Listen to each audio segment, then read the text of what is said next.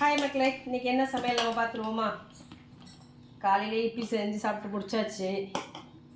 அதுக்கு பிறகு சாதமும் கட்டியாச்சு. இன்றைக்கி சாதம் மணத்தக்காளி கீரை பாருங்க, எல்லாம் இன்றைக்கி சத்துள்ள ஆகாரமாக இருக்கும். இன்றைக்கி மணத்தக்காளி கீரை, இதில் வந்து பருப்பு அதிகம், கீரை கம்மியாக இருக்கும். ஓகேங்களா? இது மணத்தக்காளி கீரை இன்றைக்கி. அப்புறம் இது வந்து தூதுவளை துவையல். தூதுவளை துவையல் அடிக்கடி சேர்த்துக்கிறது நல்லது. அதனால் தூதுவளை துவையல். அப்புறம்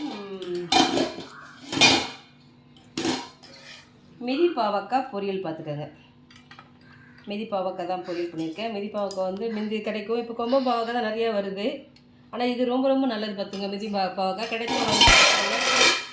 அப்புறம் சீனிக்கிழங்கு பொரிக்கிறதுக்கு வேர்க்கடலை. அவ்வளோதான் மக்கள் இன்றைக்கி நம்ம வீட்டில். பாய்.